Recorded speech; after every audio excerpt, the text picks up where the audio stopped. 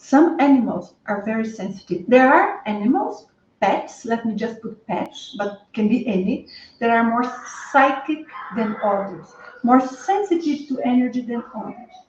And as any human being, either they are very sensitive or not, they will pick energy from people, from spirits, less easily than human beings, but still they do. There are reasons why less easily.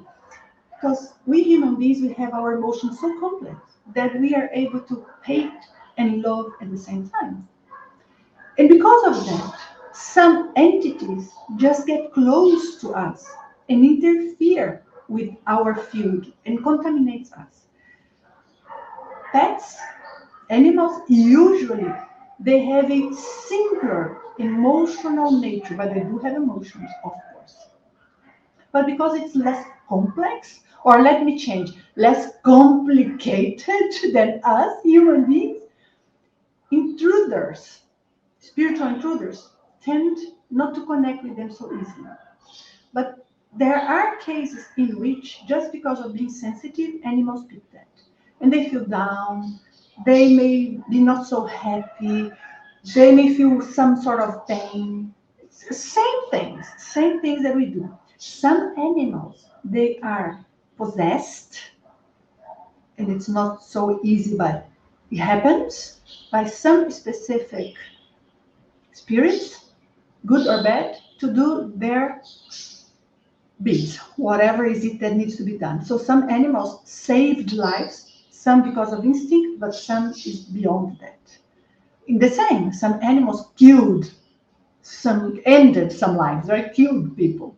Some because of instinct, but some because some sort of energy was interfering with them, like almost as if they were possessed. So all of that happens. And what do we do to help an animal? Same thing. We go, we emit our energy. And with the emission of our energy, we start being able to penetrate with our own energy the best of our energy. Just thinking of purifying, cleansing, removing any intrusive areas or fields of energy in the animal and giving some more vitality, because usually one thing ends up with the other. So just creating that, and in no time the animal responds. Much quicker than human beings, much quicker. I had a little animal that I saw. It was in a, oh goodness, what's the name in English? Mortgage? No. Anyways, when somebody dies and you have the person there and family members come and they are going to be there observing and paying their sentiments and saying goodbye, there was a little dog, small one, a black one, that used to live in that place. If anybody remembers the name there of what I'm trying to say, tell me the name so I can verbalize. But anyway, when I arrived and I saw the little dog there, I said, oh, poor dog, because the dog was, like this, as if he was hungry, but he was not really hungry. And then you offer something and you play, and he would look, and that's all completely drained. That was the thing. And when I looked and I, disguised a little bit because there were other people close by, but I pretended I was petting and I started putting energy in the little dog. 1 hour later, the dog was up and running and happy.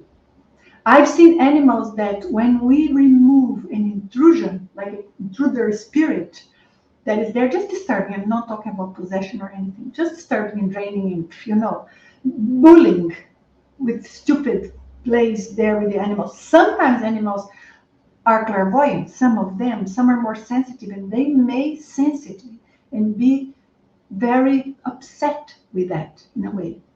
So I have seen some that when that intrusive presence there is removed, they simply become like a little lamb, jumping up and down and playing, even if they are like older, because it's really feeling light.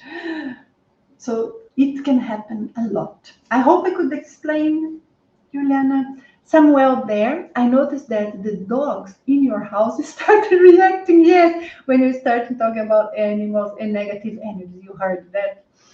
Yes, maybe a coincidence, maybe not.